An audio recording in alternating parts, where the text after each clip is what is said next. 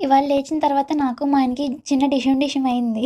ఇంకా లేట్ కూడా అయిపోయింది. సర్లే నాకేం క్యారేజ్ వద్దని చెప్పి వెళ్ళిపోయాడు. బట్ నేను అలా ఉండలేక నేను తీసుకొని మధ్యాహ్నం వెళ్ళాననమాట. మార్నింగ్ టైమ్ అయితే ఈ బస్ స్టాప్‌లో ఎక్కేయొచ్చు తను. బట్ మధ్యాహ్నం టైంలో బస్ అటు సైడ్ రాదు. కొంచెం నడవాలి. కొంచెం ఏంటి 0.75 కిలోమీటర్స్ నడిచాను ఎండలో. అక్కడ వెళ్ళిన తర్వాత ఎవరు లేరు. నేను తప్ప కొంచెం భయపడినాను. ఇదే ఫస్ట్ టైమ్ మా ఆయన లేకుండా ఒక్కదాన్నే వెళ్ళడం. సో, ఎక్కేసాను. యాక్చువల్‌గా నేను సర్ప్రైజ్ చేయాలి వెళ్ళి అనుకున్నాను. బట్ ఏమైందంటే నేను ఇంటి దగ్గర స్టార్ట్ అవ్వక ముందే కాల్ చేశాను. ఇంకా మాట్లాడలేదు. తర్వాత మళ్ళీ తను కాల్ చేసినప్పుడు నేను అప్పటికి బయటికెళ్ళిపోయాను. ఆ హార్న్ సౌండ్స్, కార్ సౌండ్స్ అవన్నీ ఉంటాయి కదా! అర్థమైపోయి నేను ఎళ్ళేసరికి ఆ చెట్టు వెనక ఎక్కడో దాక్కున్నాడు. నేనేమో నా వెనక ఎవరో వస్తున్నారేమోనని చెప్పి ఫాస్ట్‌గా ఎళ్ళిపోతున్నాను. వెనక నుంచి వచ్చి సడెన్‌గా బూచి అన్నాడు. దడుచుకున్నాను. అది రోడ్డు కాకపోయుంటే కొట్టేసేదాన్నసలు. భయపడ్డా. అయ్ తిన్నావా?